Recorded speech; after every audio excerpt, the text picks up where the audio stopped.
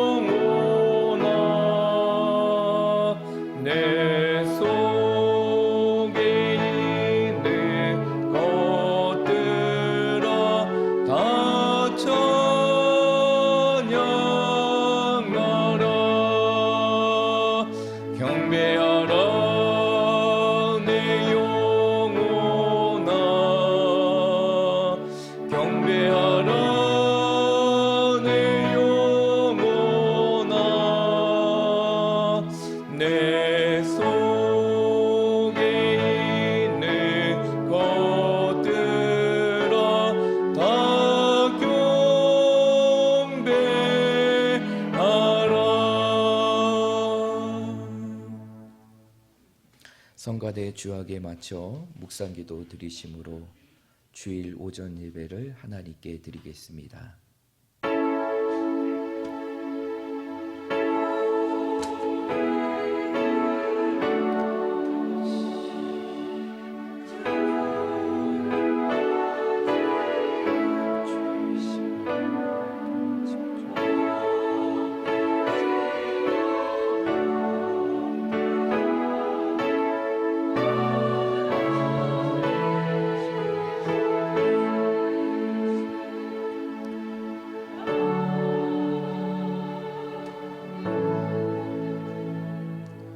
어찌하여 이방 나라들이 분노하며 민족들이 헛된 일을 꾸미는가? 세상의 군왕들이 나서며 관원들이 서로 꾀하여 여호와와 그의 기름 부은 자를 대적하며 우리가 그의 맹것을 끊고 그의 결박을 벗어버리자 하는도다. 하늘에 계신 이가 웃으시며 주께서 그들을 비웃으시리로다. 그때의 분을 발하여 진노하사 그들을 놀라게 하여 이르시기를 내가 나의 왕을 내 거룩한 산 시온에 세웠다 하시리로다. 내가 여호와의 명령을 전하노라. 여호와께서 내게 이르시되 너는 내 아들이라. 오늘 내가 너를 낳았도다. 내게 구하라. 내가 이방 나라를 내 유업으로 주리니 내 소유가 땅 끝까지 이르리로다. 아멘. 다 함께 찬송가 95장 나의 기쁨 나의 소망 되시며 함께 찬양 드리겠습니다.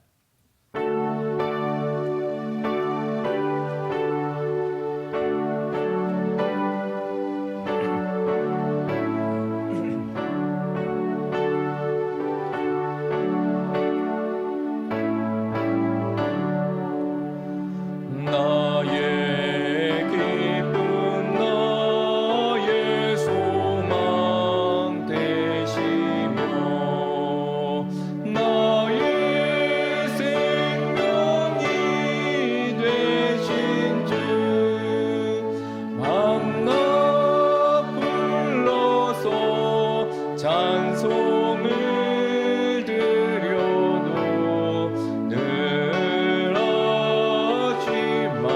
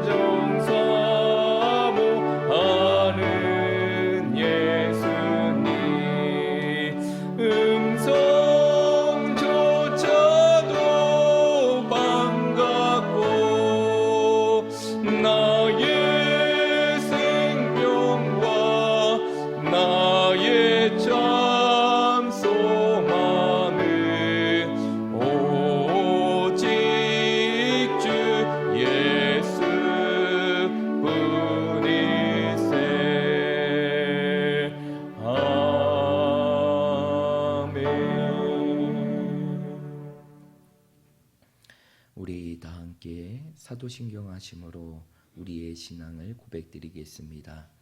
전능하사 천지를 만드신 하나님 아버지를 내가 믿사오며 그 외아들 우리 주 예수 그리스도를 믿사오니 이는 성령으로 잉태하사 동정녀 마리아에게 나시고 본디오 빌라도에게 고난을 받으사 십자가에 못 박혀 죽으시고 장사한 지 사흘 만에 죽은 자 가운데에서 다시 살아나시며 하늘에 오르사 전능하신 하나님 우편에 앉아 계시다가 저리로서 산자와 죽은 자를 심판으로 오시리라. 성령을 믿사오며 거룩한 공의와 성도가 소교통하는 것과 죄를 사하여 주시는 것과 몸이 다시 사는 것과 영원히 사는 것을 믿사옵나이다. 아멘. 다 함께 자리에 앉으셔서 찬송가 293장 주의 사랑 비칠 때 함께 찬양 드리겠습니다.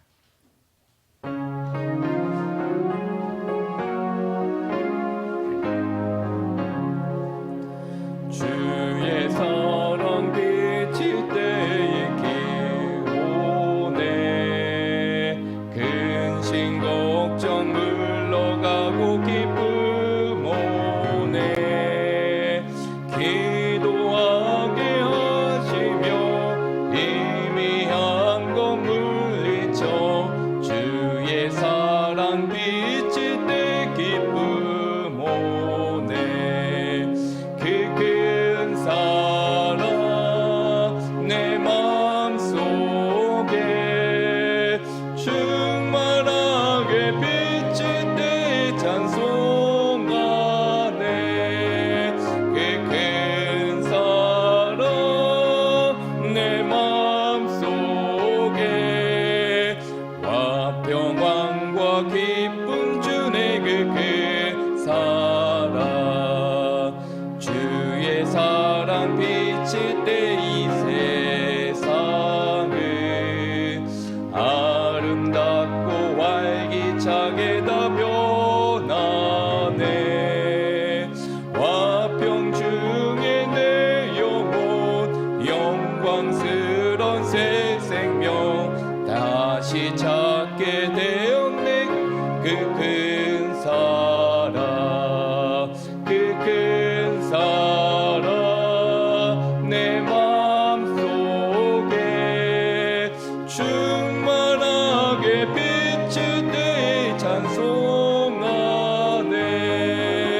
그 큰 사랑 내 맘속에 화평함과 기쁨 주네 그 큰 사랑 주의 사랑 비칠 때 이 세상은 어둠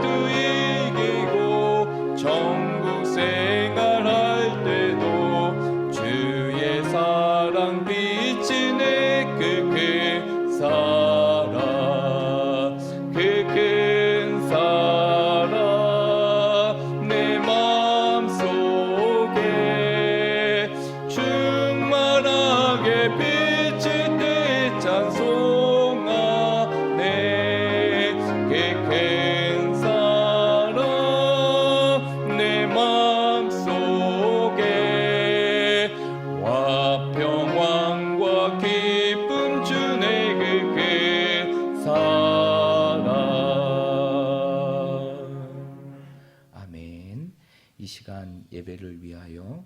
유종봉 집사님 나오셔서 기도해 주시겠습니다.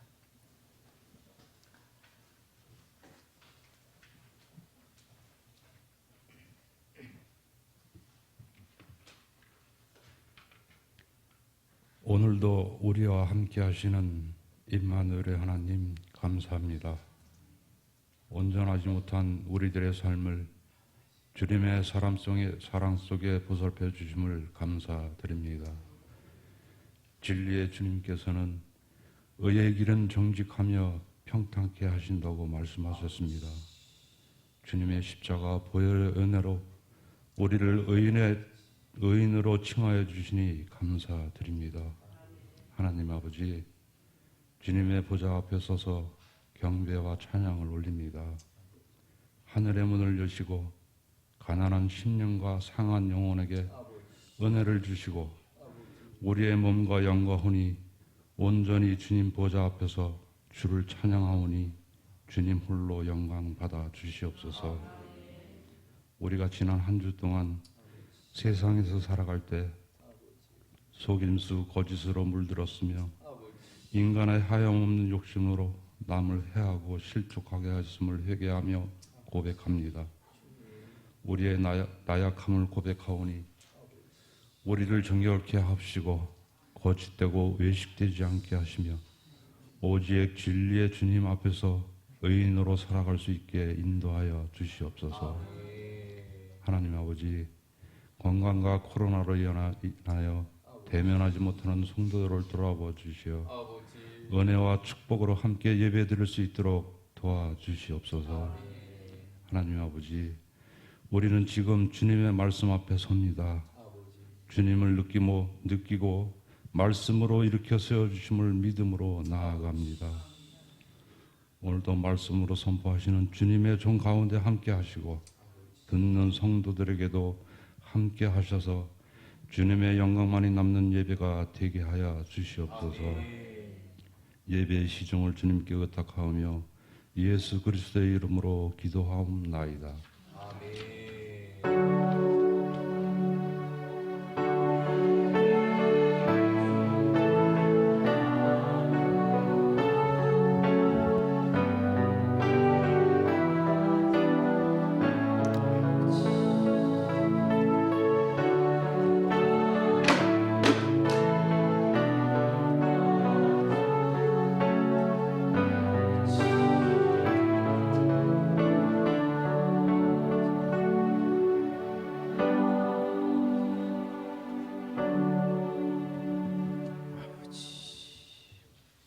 오늘 이 시간 우리에게 주시는 하나님의 말씀을 함께 보겠습니다.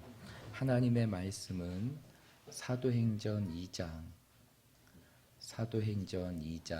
43절부터 47절까지의 말씀입니다. 사도행전 2장 43절부터 47절까지의 말씀입니다. 우리 말씀을 다 찾으셨으면 오늘 우리에게 주시는 하나님의 말씀을 우리 다 함께 교독하며 말씀을 읽겠습니다. 사람마다 두려워하는데 사도들로 말미암아 기사와 표적이 많이 나타나니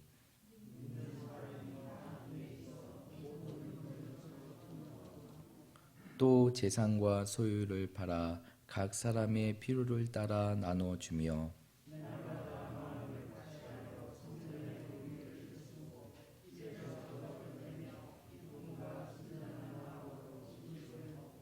다 함께 있습니다. 하나님을 찬미하며 또 온 백성에게 칭송을 받으니 주께서 구원받는 사람을 날마다 더하게 하시니라. 아멘. 이 시간에는 호산나 성가대의 찬양이 있겠습니다.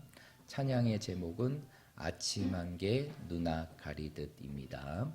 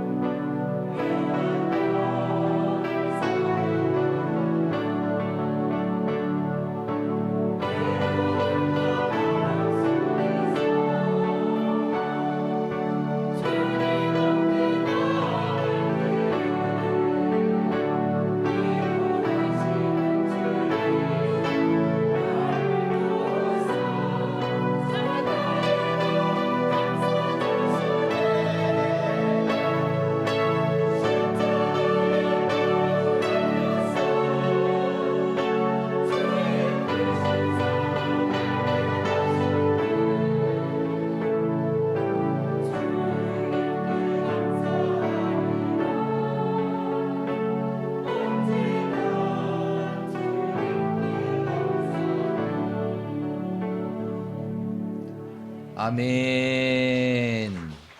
우리 다 함께 기도드리겠습니다. 하나님, 오늘도 저희들의 삶 속에 이 거룩한 주일을 기억하게 하시고 우리의 삶을 세상 가운데 두지 아니하고 하나님과의 만남이 있는 이 예배의 자리로 우리의 발걸음을 향하게 하시고 오늘 하나님 앞에 거룩한 모습으로 온전한 마음으로 하나님 앞에 예배드리게 하심을 감사합니다.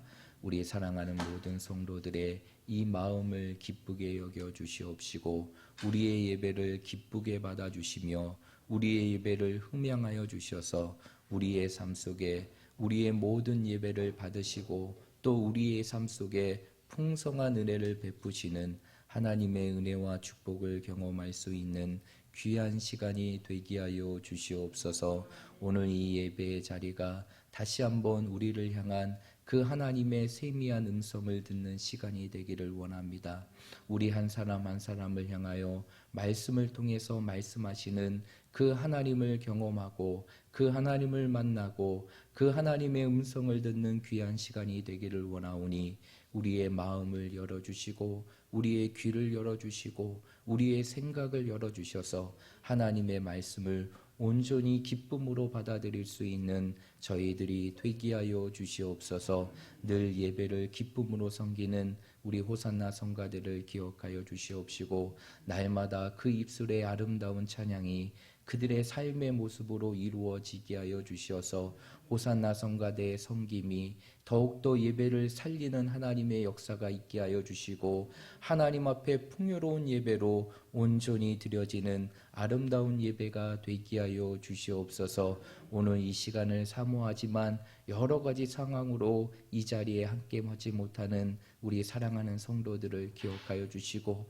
우리 사랑하는 성도들의 그 연약함과 아픔과 그들이 처한 모든 상황들을 하나님께서 다 해결하여 주셔서 이제는 하루속히 이 성전에서 함께 예배드리며 하나님을 찬양하고 경배할 수 있는 놀라운 삶의 모습이 이루어지게 하여 주시옵소서. 오늘도 우리의 예배를 기쁘게 받아주시고 우리의 삶 속에 넘치는 은혜를 베풀어 주시며 우리의 삶의 영원한 구주가 되시는 예수 그리스도의 이름으로 간절히 기도하옵나이다. 아멘. 오늘 이 아침에 주일 아침의 시간 하나님의 은혜를 사모하는 마음으로 이 자리에 오신 여러분들을 주님의 이름으로 축복합니다. 이 시간 우리가 이제 말씀을 듣는 시간인데요. 우리 말씀을 듣기 전에 우리 좌우 옆에 있는 분들, 우리 앞뒤에 있는 분들을 서로 축복하는 시간을 갖도록 하겠습니다. 비록 우리가 마스크를 써서 온전한 모습을 보이지 못하지만 우리가 입술로 그리고 우리가 마음으로 함께 축복하는 시간을 가질 텐데 우리 좌우 옆에 있는 분들, 우리 앞뒤에 있는 분들을 바라보시면서 주님의 이름으로 사랑하고 축복합니다 라고 고백하도록 하겠습니다. 주님의 이름으로 사랑하고 축복합니다. 오늘 이 예배의 자리에 아주 특별한 한 분이 오셨습니다. 아주 특별한 한 분인데 저 뒤에 보면 우리 녹색 옷을 짓고 검은색 마스크를 쓴 우리 한 친구가 있는데 우리 허세환 친구예요. 우리 세환이가 이제 어린이 부서를 졸업하고 이제 올해부터 이제 중등부에 진학하게 되었습니다. 그러면서 이제 중등부에 진학하면서 이제 어린이 예배가 아닌 이제 이 대예배에 섬기게 됐는데 세환이를 보니까 참 세월이 빠르다라는 생각도 들기도 하고요. 더불어서 참 아름답게 성장하는 세환이의 모습을 보니까 기쁨이 됩니다. 여러분 우리 주일학교를 위해서 많이 기도해 주시고 우리 주일학교 아이들이 정말 더욱더 이 시대에 다윗과 같은 믿음의 인물들로 아름답게 성장할 수 있도록 그래서 이 예배의 자리가 정말 10년이 지나도 그리고 20년이 지나도 50년이 지나도 100년의 자리가 지나도 언제나 이 자리가 더 풍성하게 채워지는 그런 하나님의 역사가 이루어질 수 있도록 많이 기도해 주시고 축복해 주시길 바랍니다. 오늘 우리가 사도행전 2장 43절에서 47절까지의 말씀을 읽었는데 오늘 이 말씀을 가지고 사랑을 나누는 공동체라는 제목으로 말씀을 함께 나누도록 하겠습니다.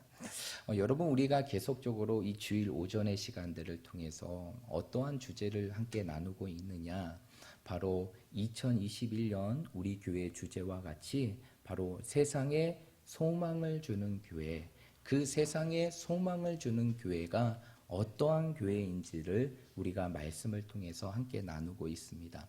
그런 가운데서 우리가 지난 시간까지 이 주제의 말씀을 가지고 두 번의 말씀을 함께 나누면서 세상에 소망을 주고 또 세상에 소망이 되는 교회가 어떠한 교회인지를 함께 나누었는데, 그 첫 번째로 세상에 소망을 주는 교회는 누구를 나타내는 교회일까요? 바로 세상의 영원한 소망이신 예수 그리스도를 나타내는 교회, 다른 것이 아니라 예수 그리스도를 나타내는 교회가 바로 세상에 소망을 주는 교회임을 함께 나누었어요. 그러면서 우리가 지난 시간에 또 한 가지를 함께 나누었는데, 세상에 소망을 주는 교회는 무엇으로 세상을 축복하는 교회입니까? 기도로 세상을 축복하는 교회. 그것이 바로 세상에 소망이 되는 교회라는 것을 말씀을 통해서 함께 나누었습니다. 그리고 오늘은 그 세 번째 시간으로 정말 이 땅에 있는 교회가, 그리고 우리 교회가 세상 속에 소망을 주는 교회가 되기 위해서 어떠한 모습이 필요하느냐, 오늘 말씀의 제목과 같이 무엇을 나누는 교회? 사랑을 나누는 교회가 되어야 한다는 것이죠. 여러분, 이 사실을 알고 계십니까? 이 세상의 모든 부는 바로 모든 사람들에게 균일하게 배정이 되어 있는 것이 아니라 상위 1%의 사람들에게 다 집중이 되어 있다는 것이에요. 그래서 이 세상의 모든 돈의 경제는 세상의 1%의 사람들, 그 가장 많은 것을 가지고 있는 그 1%의 사람들로 인하여 움직이고 주도되고 있다는 것이죠. 그런 가운데 이러한 자본주의 사회 속에서 점점 높여지는 소리가 있어요. 점점 높아지는 소리가 있습니다. 그것은 바로 무엇이냐? 가진 자들이 이 사회 속에서 책임과 의무를 더해야 된다는 노블레스 오블레주라는 말입니다. 여러분, 이 말씀 들어봤죠? 노블레스 오블레주. 노블레스 오블레주. 처음 들어보십니까? 들어보셨죠? 우리가 TV나 매체를 통해서, 그리고 뉴스나 광고를 통해서 이 노블레스 오블레주에 대한 이야기를 많이 듣게 되었는데, 그 말의 의미는 바로 무엇이냐?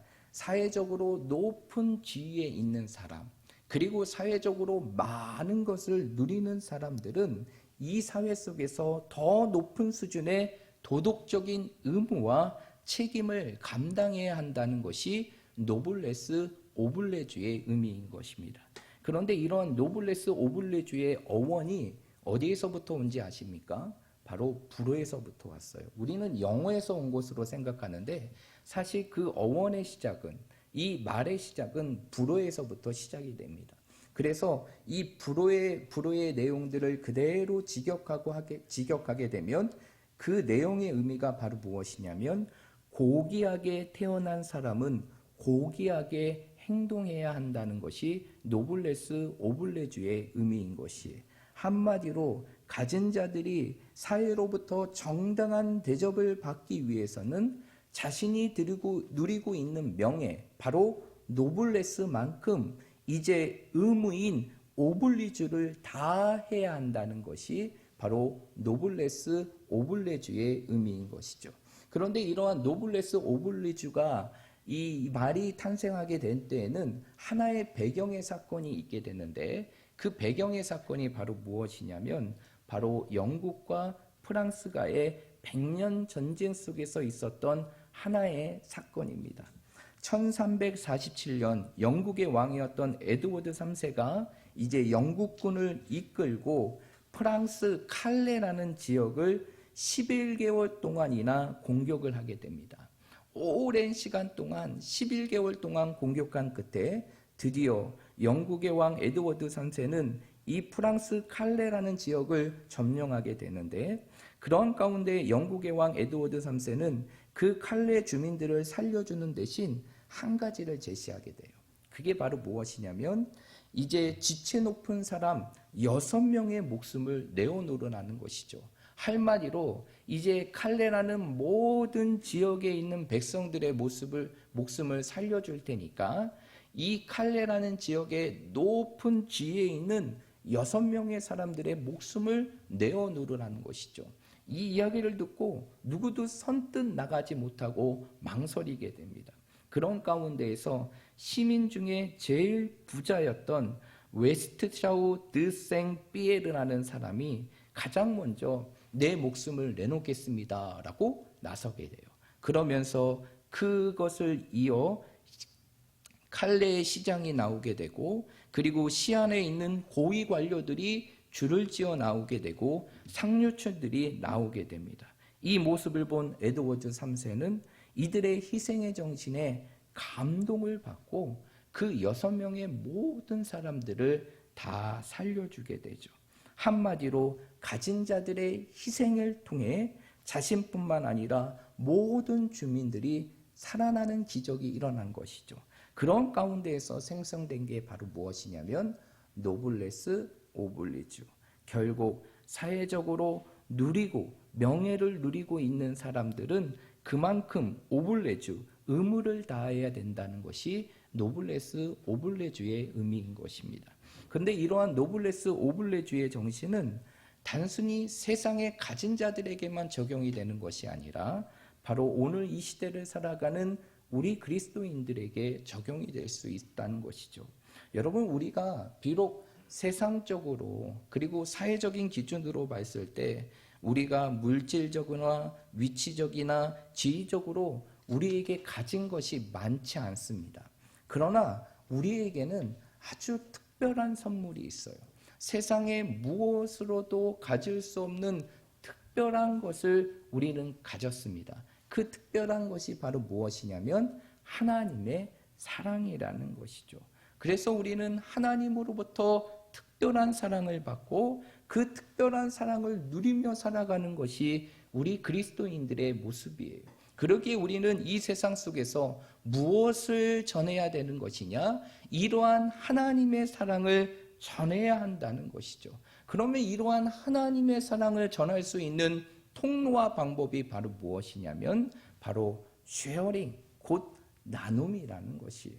결국 우리는 이 땅의 나눔을 통하여서 우리가 받은 그 하나님의 사랑, 그 무한하고 위대한 하나님의 사랑, 세상의 무엇으로도 다 갚을 수 없는 그 하나님의 사랑을 세상 가운데 흘려보내며 세상을 향하여 전할 수 있다는 것이에요. 그래서 교회는 어떠한 공동체가 되어야 되느냐? 나눔의 공동체가 되어야 되는 것이에요. 바로 쉐어링 커뮤니티, 곧 나눔의 공동체가 되어야 한다는 것이죠. 이러한 나눔을 통해 교회는 세상을 향하여 소망을 줄 수 있고 더 나아가 세상을 변화시킬 수 있는 믿음의 공동체가 될 수 있다는 것이죠. 이러한 공동체의 모습을 보여줬던 성경에 나와 있는 교회가 바로 무엇이냐면 오늘 사도행전에 나와 있는 무슨 교회일까요? 초대교회라는 것이죠. 오늘 초대교회의 모습은 이러한 나눔의 아름다움의 모습을 잘 표현해주고 있는 것이 오늘 본문의 말씀이에요. 그러면 오늘 본문의 말씀을 보게 되면 44절의 말씀을 보십시오.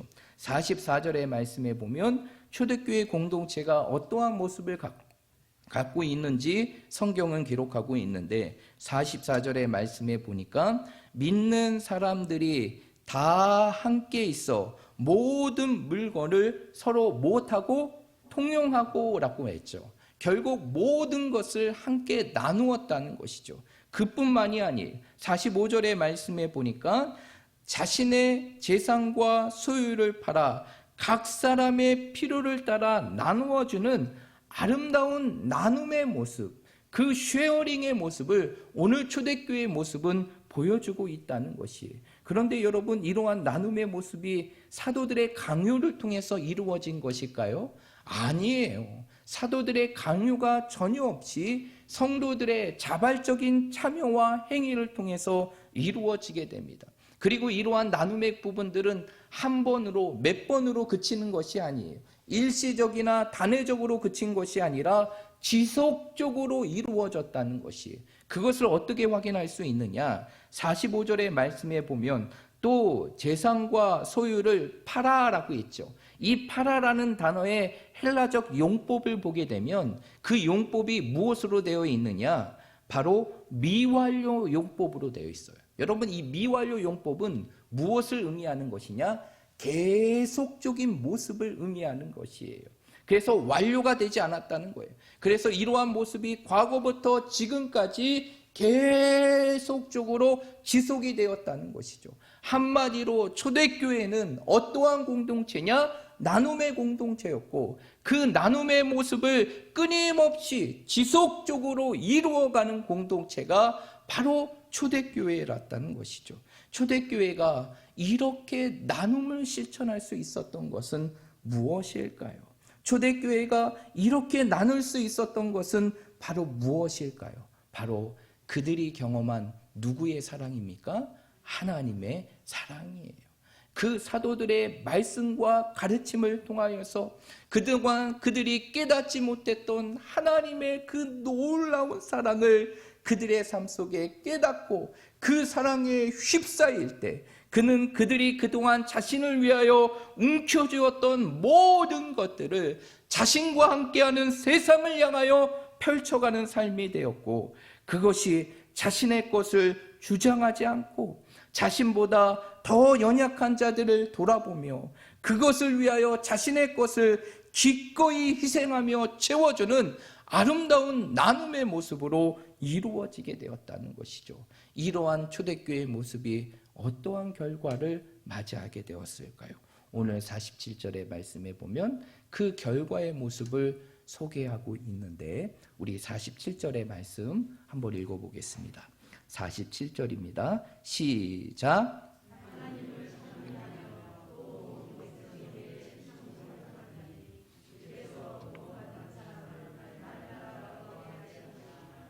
아멘. 오늘 47절의 말씀에 보니까 이러한 아름다운 나눔의 모습을 실천했던 이 초대교회는 어떠한 결과를 맞이하게 되느냐? 온 백성에게 무엇을 받게 됩니까? 칭송을 받게 돼요. 믿는 자들에게만 칭송을 받고 인정받는 것이 아니라 온 백성, 한마디로 세상에 있는 모든 불신자들 가운데에서도, 하나님을 믿지 않는 세상의 사람들 가운데에서도 무엇을 받게 됩니까? 칭송을 받게 돼요. 인정을 받게 됩니다. 그리고 또한 어떠한 결과를 맞이하게 됩니까? 주께서 구원받는 사람을 날마다 뭐하게 하시니라? 더하게 하시니라 라고 얘기하죠. 이러한 나눔의 모습을 실천하니까 세상으로부터 인정받고 소망을 줄 뿐만 아니라 교회의 본질적인 사명, 그 사명은 바로 무엇입니까? 영혼 구원의 모습을 끊임없이 이루어감을 통하여서 세상을 변화시키는 교회의 모습을 이루게 되는 것이에요. 그래서 교회가 가장 해야 될 것은 바로 무엇이냐? 나눔을 통해서 누구의 사랑을 전하는 것입니까? 하나님의 사랑을 전하는 것이에요. 그러면 우리 학성교회가 정말 이 시대의 초대교회 같이 단지 이 지역에 존재하는 교회가 아닌, 그것을 뛰어넘어 세상 속에 소망을 주는 공동체, 세상에 소망을 주는 성도, 세상에 소망을 주는 교회가 되기 위해서는 우리의 삶 속에 무엇을 나눠야 될까요? 저는 오늘 이 아침의 시간 여러분들과 함께 우리가 나누어야 될 두 가지를 함께 나누고자 하는데, 첫 번째 우리가 나누어야 될 것은 바로 무엇이냐? 생명의 복음을 전하며 나누어야 한다는 것이에요. 여러분, 복음은 무엇이라고 표현할 수 있을까요? 복음은 무엇이라고 표현할 수 있을까요? 복음은 한마디로 표현하면 생명이다라고 표현할 수 있어요.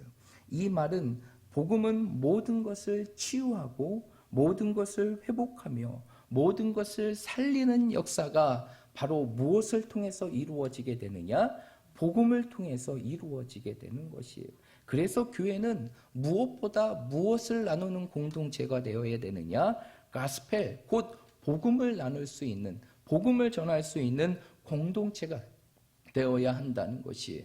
여러분, 예수님의 생애를 기록하는 4권의 책이 있죠. 신약을 시작하는 4권의 책이 있습니다. 우리는 그 4권의 책을 뭐라고 얘기합니까? 사복음서라고 하죠. 그 사복음서의 내용을 보면 예수님의 공생의 사역이 이루어지는 그 사역들을 보게 되면 무엇이 사람들의 질병을 치료하게 됩니까? 무엇이 사람들의 삶을 회복하게 돼요? 무엇이 사람들의 삶을 살게 하는 능력의 역사로 나타나게 됩니까? 다른 것이 아니라 복음이라는 것이죠.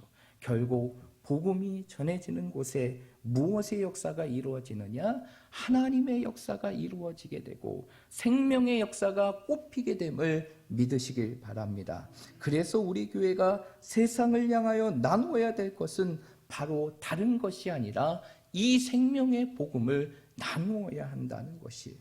그렇다고 하면 여러분, 이 복음이라는 것이 무엇일까요? 여러분, 복음이라는 게 무엇일까요? 제가 몇 번 여러분들에게 이 복음에 대한 부분들을 3가지로 설명을 해드렸는데, 우리 장로님, 복음이 무엇입니까? 복음이 무엇이죠? 예수님을 전하는 거. 이러한 상식적인 대답은 여기서 맞지가 않고 조금 더 제가 구체적으로 말씀드리면 복음은 3가지로 설명할 수 있어요. 3가지입니다. 잘 기억하세요. 복음이 뭔지를 명확하게 기억하셔야 됩니다. 첫 번째, 복음은 바로 무엇이냐? 바로 우리 앞에 놓여 있는 바이블, 이 말씀이 바로 복음이에요. 이 성경 66권의 말씀이 복음입니다. 다른 게 복음이 아니라 이 말씀이 복음이에요. 그리고 복음은 또 뭐가 복음일까요? 뭐가 복음일까요? 바로 지저스 크라이스트, 예수 그리스도가 복음이라는 것이에요. 여러분, 이 신과 구약과 신약의 모든 내용을 꿰뚫는 사건이 있어요. 그게 바로 무엇이냐? 예수 그리스도예요. 구약은 어떠한 내용을 설명하고 있는 것입니까? 그렇죠. 오실 예수님의 모습. 그러면 신약은 어떠한 예수님의 모습을 보여주고 있는 것입니까? 오신 예수님의 모습을 보여주는 것이죠. 결국 복음은 다른 것이 아니라 바로 성경 전체를 흐르고 있는 예수 그리스도, 그것이 바로 복음이라는 사실을 믿으시길 바랍니다. 그리고 3번째 복음은 바로 무엇이냐? 바로 그 예수 그리스도의 사역인 무엇과 무엇이 복음일까요? 예수 그리스도의 사역, 가장 중요한 사역, 이 땅에 이루신 사역, 예수 그리스도의 무엇과 무엇입니까? 예수님의 사역, 말씀이 아니고 예수님의 사역, 바로 예수님께서 이 땅에 보여주신 죽음과 부활, 그것을 통해서 그것을 통해서 믿지 않는 자들이 하나님의 자녀가 되는 것이 바로 복음이라는 거예요. 그래서 복음은 3가지로 정리하면, 첫 번째, 말씀이 복음이에요. 이 바이블, 성경이 복음입니다. 성경의 모든 말씀이 다 복음이에요. 그리고 2번째 복음은 무엇이 복음이라고요? 예수 그리스도가 복음이에요. 3번째 복음은 무엇이 복음입니까? 그 예수 그리스도의 죽음과 부활, 예수님의 죽음과 부활이 바로 복음이라는 것이에요.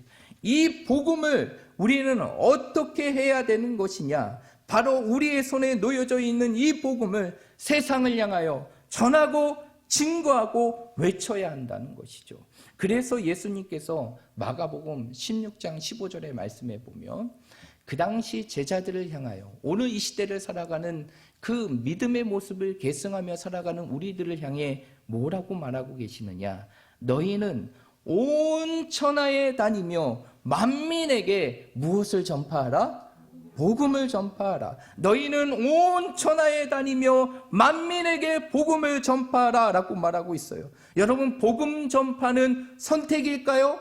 아니에요. 하나님의 명령이라는 사실을 믿으시길 바랍니다. 이 땅에 구원의 은혜를 입고 살아가는 우리들에게 미션, 곧 사명이 바로 복음을 전하는 것이에요. 그래서 교회가 이러한 복음의 사명에 집중할 때 세상은 교회를 주목하게 되는 것이고, 교회는 복음을 통해서 세상에 무엇을 줄 수 있는 공동체가 될까요? 소망을 줄 수 있는 공동체가 될 수 있는 것입니다. 요즘 제가 굉장히 주목하는 한 교회가 있습니다. 비록 우리 교단 교회는 아니지만 제가 굉장히 주목하면서 보고 앞으로 우리 교회의 모델링이 될 수 있는 교회라고 생각하는 한 교회가 있는데, 여러분 혹시 들어보셨는지 모르겠는데 이 원주에 있지 않습니다. 이 원주에 있지 않고 저기 전주에 있어요.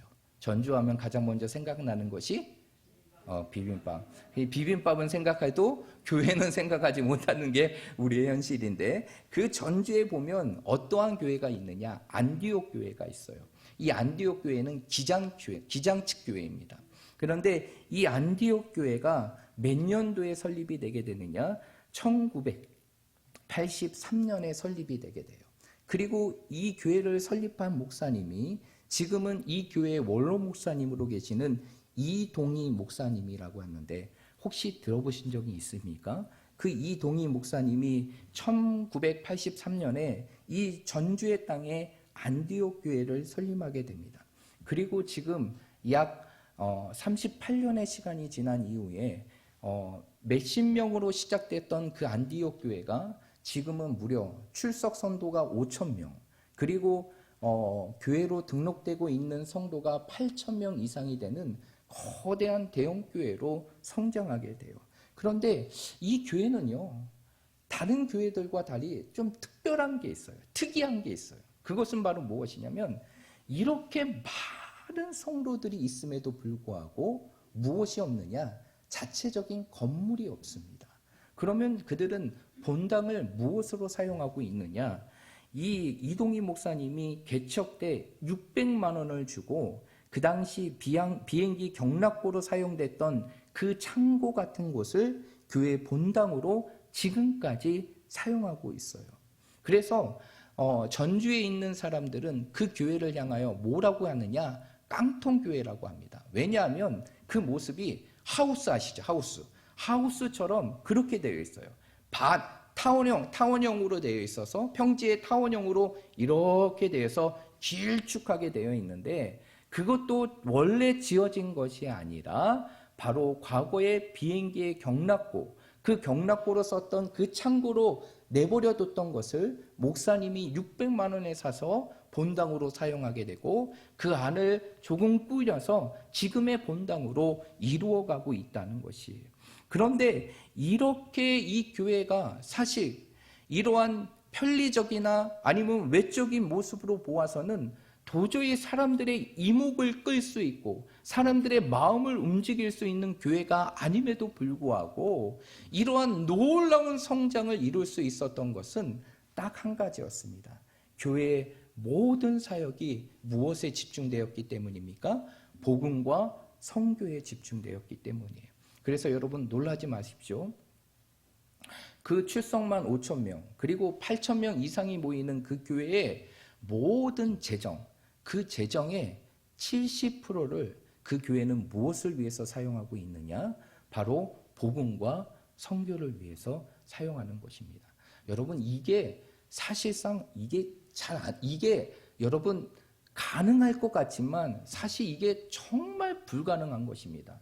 우리 장로님들은 아실 거예요. 그리고 재정을 담당하시는 재정부원들은 알 것입니다. 연 예산의 70%를 다른 한 곳에 투입할 수 있는 것은 웬만한 결단이 아니고는 이루어질 수 없는 것이에요. 그럼에도 불구하고 이렇게 할 수 있었던 것은 바로 무엇이냐면 바로 그 이동희 목사님의 목회 철학 때문인데, 그 목사님의 목회 철학은 따라갑니다. 딱 한 가지. 그것은 바로 무엇이냐? 복음과 선교를 위해서는 우리가 불편함을 감수하자는 것이에요. 복음과 선교를 위해서는 우리 교회가 본당이 화려하지 않고, 그리고 건물이 많지 않고, 그리고 주차장이 넓지 않아도 그 모든 것들을 불편함을 감수하자. 그리고 교회는 오직 복음과 선교에 집중하자는 그 목사님의 목회 철학이 결국에는 세상으로부터 주목을 받게 되는 것이고, 그것이 결국 세상의 사람들로부터 알려짐을 통해서 그 지역에 있잖아요. 그 전주의 지역의 모든 불신자들까지도 칭찬하는 교회가 이 전주 안디옥 교회라고 합니다. 여러분, 복음을 위해서 살아가는 것, 때로는 우리의 삶 속에 희생처럼 느껴질 수 있습니다. 그러나 복음을 위해서 살아가는 것은 결코 희생이 아니라 바로 축복이라는 사실을 믿으시길 바랍니다.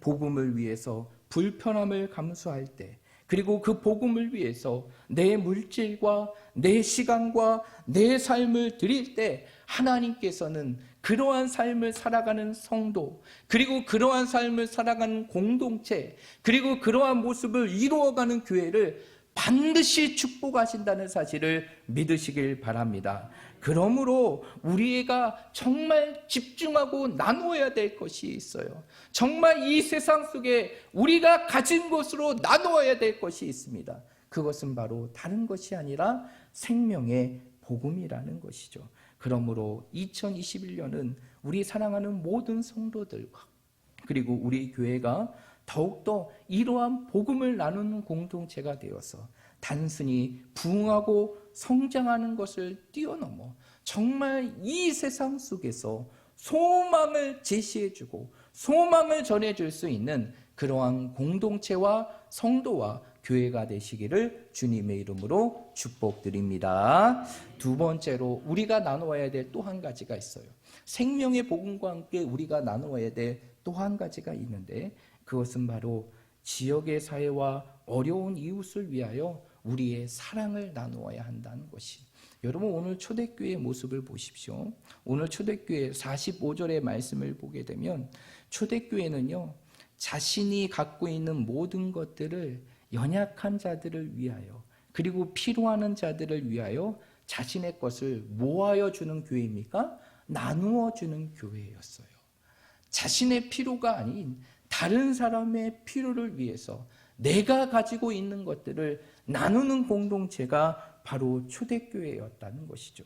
여러분, 사랑이라는 게 뭘까요? 내가 당신을 사랑합니다. 이렇게 말하면 사랑의 모든 의미가 다 끝나는 것입니까? 사랑은 단순히 입술로만 외친다고 해서 사랑이 되는 것이 아니에요. 여러분, 진정한 사랑은 그 입술의 고백과 함께 내가 사랑하는 사람들의 무엇을 채워줄 수 있어야 되는 것입니까? 필요를 채워줄 수 있어야 되는 거예요. 그것이 바로 진정한 사랑입니다. 그래서 진정한 사랑은 그냥 우리가 세상을 향하여 당신을 사랑합니다 이렇게 외치고 끝내는 것이 아니라 그 사랑하는 사람들의 삶을 들여다보고 그 삶 속에 필요한 것이 무엇인가를 우리의 가진 것을 통해서 나눠주는 것, 그것이 바로 진정한 사랑이라는 것이죠. 그래서 2021년에는 우리 학성교회가 정말 세상에 소망을 주는 공동체가 되기 위해서는 이러한 사랑을 나눌 수 있는 공동체가 되어야 돼요. 그래서 올 한 해는 우리가 지금까지 나누었던 것보다 더 많은 것을 나눌 수 있는 시간들을 갖기 원합니다. 제가 연말에 우리 장로님들과 함께 모여서 이제 올해의 계획들을 쭉 정리하면서 한 가지 제시한 게 있어요. 그것이 바로 무엇이냐? 이제는 우리가 좀 더 나누는 공동체가 되자. 우리가 세상에 소망이 주는 공동체가 되기 위해서는 그냥 우리가 입술로만의 사랑을 외치는 것이 아니라 정말 우리의 가진 것들을 나누어줘서 세상의 사람들에게 하나님의 사랑을 제시해주고 보여줄 수 있는 공동체가 되어야 된다고 제가 제시했어요. 그러면서 결의한 게 있죠. 그것이 바로 무엇이냐면 이제는 우리가 후반부에는 이 연말에는 우리가 나눔의 행사를 하게 되죠. 매번 성탄절이 되게 되면 이 땅의 불우한 이웃들 그리고 어려운 삶을 살아가는 자들에게 우리의 작은 정성들을 모아서 그들에게 사랑의 쌀을 전달해주는 그런 나눔의 부분들이 있지만 이러한 나눔의 부분으로 너무 부족한 거예요. 그러면서 한 번에 더 나눔의 시간들을 갖자.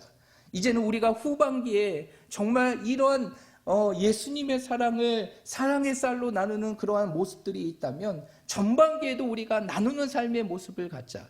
그 나눔의 부분들이 바로 무엇이냐면 바로 다음 세대를 위한 나눔의 시간들을 갖자고 제시했어요.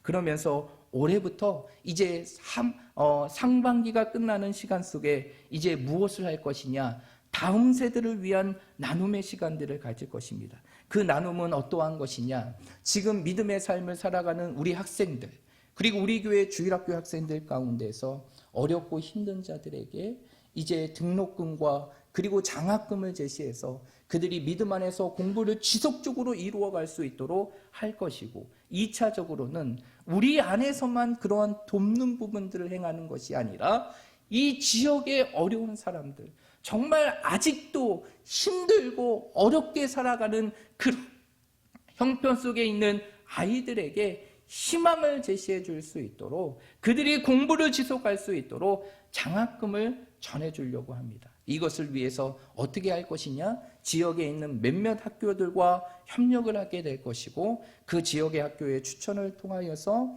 정말 그 지역 속에서 그 학교 학생들 가운데 어려운 삶을 살아가고 힘들게 공부하고 살아가고 그 믿음의 모습을 지키고 살아가는 자들에게 장학금을 지원하려고 하는 다음 세대를 위한 나눔의 시간들을 가질 거예요. 그래서 우리 약성교회가 단지 우리만을 위한 교회가 아니라 이 지역과 이 어려운 사람, 이 어려운 이웃들의 필요를 채워주며 그들에게 진정한 하나님의 사랑을 나누어 줄 수 있는 그런 공동체의 모습을 이루어 가려고 합니다. 이제 이것을 위해서 우리가 해야 될 것은 무엇일까요? 오늘 초대교회의 모습과 같이 우리의 가진 것들을 뭐 해야 되는 것입니까? 뭐 해야 되는 것이에요? 나누는 것을 그렇게 원하지는 않으신가 봐요. 우리의 가진 것을 뭐 해야 된다고요? 나누어야 돼요. 이제는 우리보다 더 힘들고 어렵게 살아가는 사람들을 향하여 그들의 필요를 채울 수 있도록 우리가 풍성하게 가지고 있진 않지만 우리가 갖고 있는 것들을 나누는 모습을 가져야 한다는 것이 성경은 분명히 말하고 있습니다. 물질이 있는 곳에 우리의 무엇이 있다? 마음이 있다라고 말하고 해요. 정말 우리가 세상을 사랑한다면 세상하는 마음으로 세상을 축복하고 그것을 통해서 이 세상 속에 소망을 불어넣는 그런 공동체가 되기 위해서는 바로 우리의 가진 것을, 우리의 가진 물질을 나눌 수 있어야 돼요. 여러분, 그러나 걱정하지 마세요. 여러분, 나눔에는 놀라운 원리가 숨겨져 있어요. 그것이 바로 무엇이냐? 나눔은 바로 무엇을 일으키느냐? 기적을 일으킨다는 것이.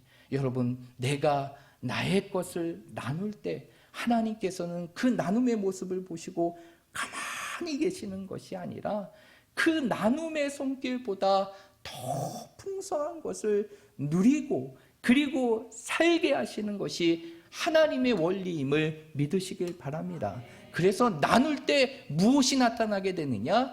더 놀라운 것으로 우리 인생을 채워주시는 하나님의 기적의 역사가 나타나게 된다는 것이, 그것을 보여주는 것이 바로 오병이어의 사건이에요. 여러분, 오병이어는 무엇과 무엇으로 5,000명 이상을 먹인 사건입니까? 물고기 2마리와, 그렇죠, 물고기 2마리와 보리떡 5개로 장정만 5,000명, 남자만 5,000명을 먹인 가장 위대한 기적을 일으킨 사건이 오병이어의 사건이에요. 그런데 여러분 아십니까? 그 오병이어의 사건이 바로 무엇으로부터 시작되었느냐? 바로 어린 소년의 한 끼 도시락을 드림으로부터 시작됐다는 것이에요.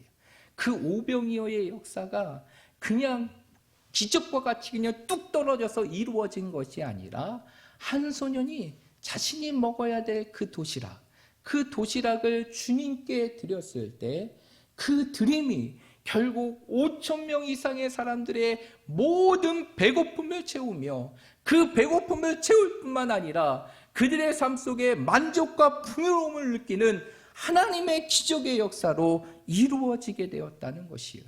여러분, 우리의 것을 하나님께 드릴 때 하나님께서는 우리의 손길을 보시며 우리가 드린 손길보다 더 놀라운 것으로 채워주시는 분, 그분이 바로 우리의 아버지고 우리의 하나님이심을 믿으시길 바랍니다. 그래서 여러분의 삶 속에 드리는 것, 나누는 것을 주저하지 마세요. 이것을 나누면 내가 어떻게 살까 두려워하지 마십시오. 그 모든 것들을 하나님께 맡기고 오병이어의 기적을 일으켰던 그 어린 소녀의 심령과 같이 우리의 것을 주님께 드리고 하나님께 드릴 때 하나님께서는 결단코 우리의 인생의 삶을 궁핍하거나 굶기는 인생의 삶이 아니라 우리의 드림보다 더 놀라운 기적의 역사로 우리의 삶을 채워주신다는 것이에요. 그러므로 우리 사랑하는 모든 성도들이 2021년에는 이러한 나눔의 모습을 통하여 하나님의 기적과 하나님의 축복을 경험하고 우리 학성교회가 이 세상 속에, 이 지역 속에서 정말 소망을 전해주는 그러한 공동체가 될 수 있는 우리 모든 믿음의 성도들이 되시기를 주님의 이름으로 축복드립니다. 기도하겠습니다. 하나님 아버지, 오늘 저희들의 삶 속에 하나님이 주시는 귀한 말씀을 들을 수 있도록 도와주시고, 다시 한번 우리가, 그리고 우리 공동체가, 그리고 우리 교회가 세상을 향하여 소망을 줄 수 있는 공동체가 되기 위해서는 어떠한 공동체가 되어야 될지를 오늘 초대교회의 모습을 통하여 함께 나누었습니다. 이제는 오늘 주신 말씀과 같이 내가 가진 것을 다른 사람들을 위하여, 나보다 더 연약한 자들을 위하여 나눌 수 있는 나눔의 공동체가 되게 하여 주시옵시고, 그 나눔을 통하여서 우리의 인생을 더 풍요롭게 채워주시는 하나님의 기적을 맛보게 하여 주시옵시고, 점점점 소망을 잃어가는 이 시대의 모든 교회 가운데 다시 한번 우리 학성교회가 세상을 향하여 소망을 제시해 줄 수 있는 그러한 공동체와 교회로 세워질 수 있도록 인도하여 주시옵소서.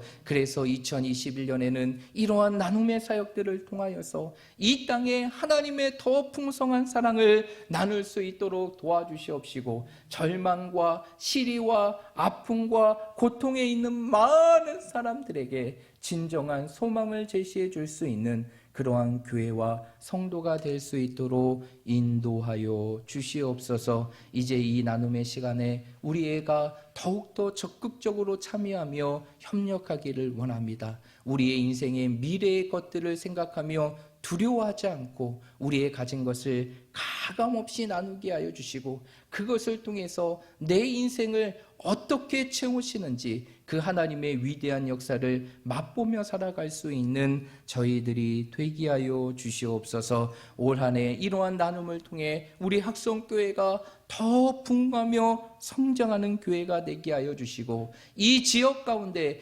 진정한 교회의 모습을 온전히 제시해 줄 수 있는 모델링과 같은 그러한 교회로 세워질 수 있도록 인도하여 주시옵소서. 모든 것 주님께 맡기며 예수님의 이름으로 기도하옵나이다. 아멘. 이 시간 우리 다 함께 찬양 드리면서 준비한 예물을 하나님께 드리겠습니다. 찬송가 50장을 찬양 드리겠습니다.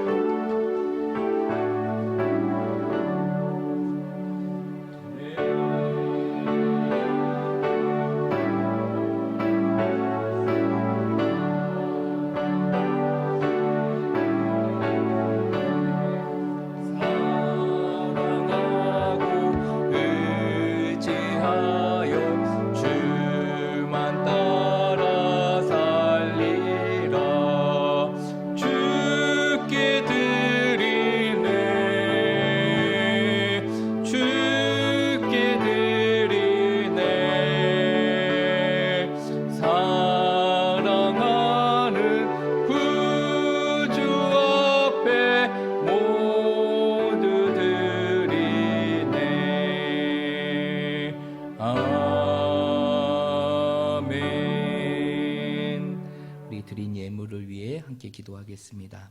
하나님, 오늘도 저희들의 삶 속에서 하나님께 우리의 가진 것을 드릴 수 있도록 믿음을 더하여 주시고 상황을 더하여 주시며 우리의 모든 물질을 더하여 주신 것 감사합니다. 늘 우리의 삶 속에 하나님께 드릴 수 있는 것이 우리의 축복임을 기억하게 하여 주시옵시고, 우리에게 주신 하나님의 것들을 더 풍성하게 하나님께 드리며 세상을 향하여 나눌 수 있는 우리 모든 믿음의 성도들이 되게 하여 주시옵소서. 그래서 우리의 삶을 더 풍성하게 채워주시는 하나님의 역사, 우리의 인생을 더 복되게 하시는 그 하나님의 축복을 이 땅에 누리며 살아갈 수 있는 우리 모두가 되게 하여 주시옵소서. 이 시간 하나님 앞에 드리는 모든 예물을 정성스럽게 다시 한번 하나님 앞에 올려드립니다. 이 예물을 드리는 모든 성도들의 가정과 상과 자녀와 그 모든 인생의 삶 속에 하나님의 놀라운 축복이 끊이지 않게 하여 주시옵시고, 시냇가에 심은 나무가 그 잎사귀가 철을 따라 마르지 않과 같이 하나님의 놀라운 풍성함의 역사가 삶 속에 날마다 흐르고 이루어지는 하나님의 축복이 이루어지게 하여 주시옵소서. 이 예물을 통해서 우리 학성교회가 더 세상을 축복하는 교회가 되게 하시고, 세상을 향하여 소망을 제시해주는 교회가 되게 하시며, 더 나아가 이 세상을 변화시키는 하나님의 도구가 되게 하여 주시옵소서. 예수님의 이름으로 간절히 기도하옵나이다. 아멘. 교회 앞에 교회 소식 전해드리겠습니다. 주보 맨 마지막 페이지를 참고해 주시기를 바랍니다. 이단을 경계하시고 신고하시기를 바랍니다. 교회 밖에 성경 공부 및 기도에 참여를 금하게 됩니다. 2021년 우리 학성교회 주제를 알고 계실 거예요. 우리 학성교회 주제가 바로 무엇입니까? 세상에 소망이 되는 교회, 소망을 주는 교회가 되는 것이 2021년 우리 교회의 주제입니다.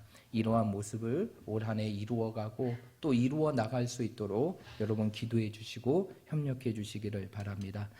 그리고 지난주에도 말씀드렸듯이 이제 올 한 해도 성경 1인 1독에 대한 부분들을 진행하고 있습니다. 그래서 여러분들이 올 한 해 동안 성경을 1인 1독 할 수 있도록 성경 읽기표를 지난주부터 여러분들에게 배분해 드리는데, 혹시 안 받으신 분들, 못 받으신 분들은 나가시면서 헌금함에 보면 가장 가에 사이드에 성경 일기표가 있으니까 여러분 필요한 대로 갖고 가시고, 구역장님들은 지난주에도 말씀드렸지만 구역 예배 때 성도들을 생각하면서 꼭 구역의 인원수만큼 챙겨가셔서 그 부분들을 나눠주고 성경 읽기를 독려해 주시기를 바랍니다. 그리고 이제 오늘 이제 성경 필사책이 나누어 드리게 될 거예요. 이제 이순희 집사님이 나눠 주실 텐데, 이제 각 구역의 구역장님들이 오셔가지고 필요한 만큼 그 부분들을 갖고 가시는데, 신청한 인원이 17명입니다. 17명이에요. 그리고 17명이고 책은 20권이 왔어요. 그러니까 우리 집사님이 기억하셔서 나눠주시면서 몇 권이 남아야겠죠? 3권이 남아야 되니까 여러분 더 가져가지 마시고 일단은 신청한 인원만큼 가져가시고, 더 필요하신 분들은 이제 이순례 집사님한테 말씀하시면 추가로 더 드리도록 하겠습니다. 더 모자른 부분들은 신청해서라도 더 드릴 테니까 걱정하지 마시고 일단은 필요한 인원만큼 가져가시고, 추가적으로 신청하신 분들은 이제 집사님께 말씀하셔서 그 부분들을 갖고 가시기를 바랍니다. 그리고 이제 오늘 오전 예배 이후에 우리 정기 당회가 있고요. 그 다음에 이제 다음 주 오전 예배 후에는 2021년 공동회의를 하도록 하겠습니다. 이제 계속적으로 연초에 공동회의를 해야 되는데 못했어요. 그래서 2020년 결산과 2021년 예산에 관한 부분들을 이제 여러분들과 함께 나누고 그 부분들을 통과해야 될 부분들이 공동회의 의제로 남겨져 있습니다. 그래서 이 부분들을 다음 주에 하도록 하겠습니다. 다음 주 하도록 할 테니까 기억해 주시고, 우리 재정부에서는 여기에 필요한 자료들을 잘 준비해 주시기를 바랍니다. 그리고 이제 1월의 시간들이 이제 얼마 남지 않았습니다. 이제 다음 주 주일이 1월 마지막 일이에요.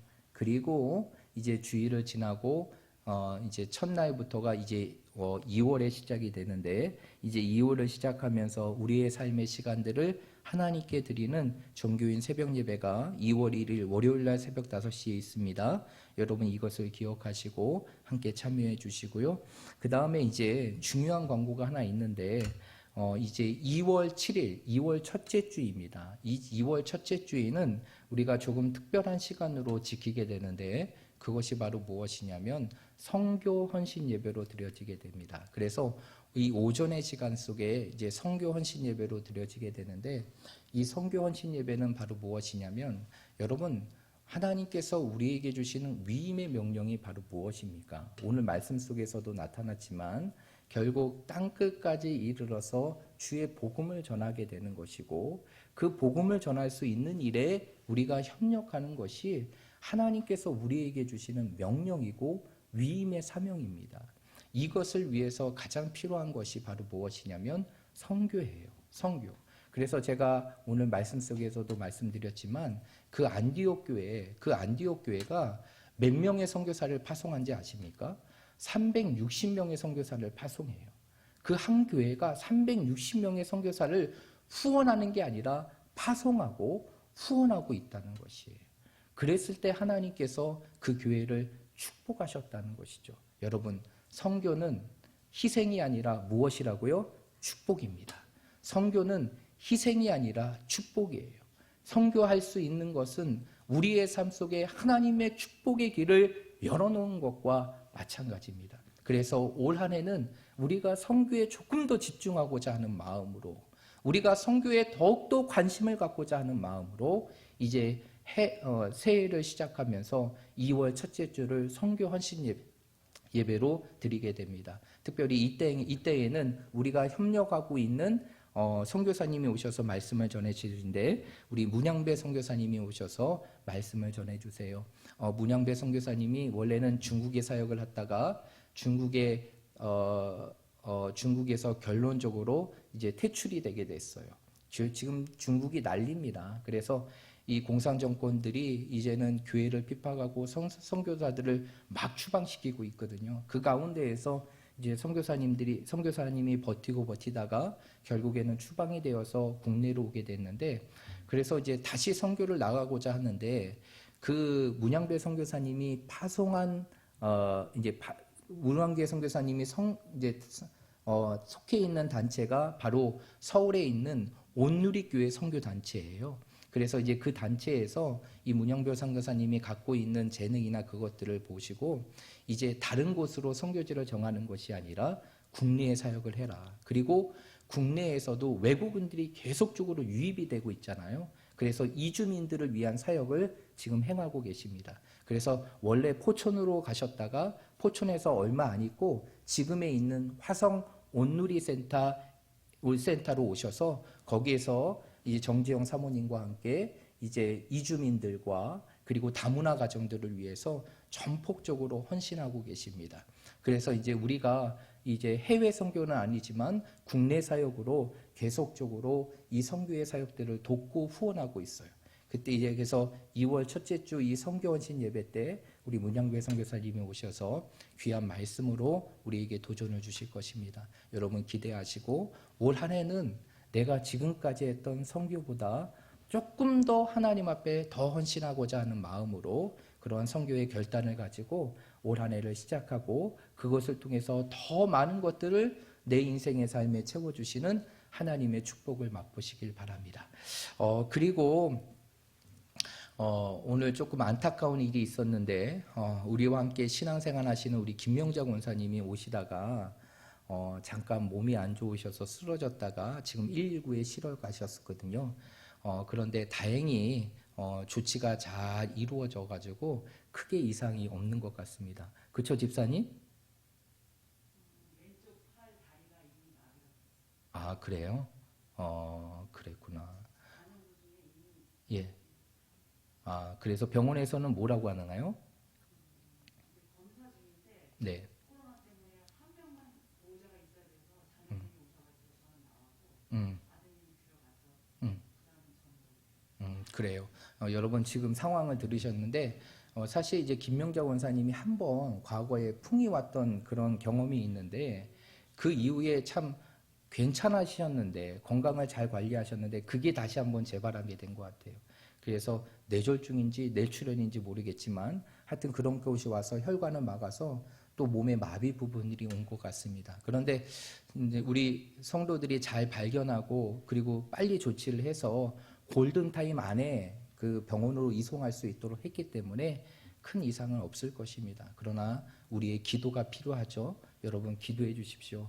하나님께서 인간이 할 수 없는 그 모든 치료의 역사를 하나님께서 베풀어 주셔서 우리 권사님 이제 전과 같이 모든 마비된 부분들이 풀려지게 하시고 건강한 모습으로 다시 와서 함께 할 수 있도록 여러분 기도해 주시기를 바랍니다.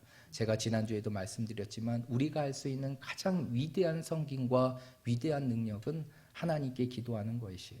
인간이 일하면 인간이 일할 뿐이지만 인간이 기도하면 누가 일하십니까? 하나님이 일하십니다. 이 말씀을 기억하시면서 정말 우리 권사님을 위해서 기도해 주시고 더불어 이옥성 권사님이 이제 많이 호전이 돼서 일반 병실로 옮기고 이제 회복을 앞두고 있습니다. 우리 권사님도 위하여 마지막 회복에서 태어나는 그 순간까지 건강의 회복을 위해서 기도해 주시기를 바랍니다. 우리 좌우 옆에 있는 분들, 우리 앞뒤에 있는 분들 바라보시며 이렇게 축복하도록 하겠습니다. 나눔을 실천할 수 있는 성도가 되십시오 라고 축복하겠습니다. 우리 한 번 더 고백합니다. 나눔은 우리의 삶의 축복의 시간입니다. 우리 다 함께 자리에 일어나셔서 찬송가 620장 결단의 찬양을 하나님께 드리고 오전 예배를 마치게 되겠습니다. 오후 예배는 3시에 시간에 맞춰서 드립니다. 기억해 주십시오.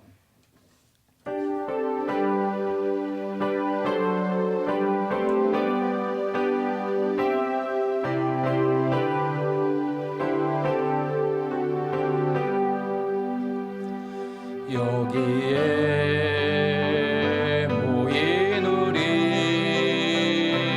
주의 은총 받은 자여라. 주께서 이 자리에 함께 계심을 아노라. 언제나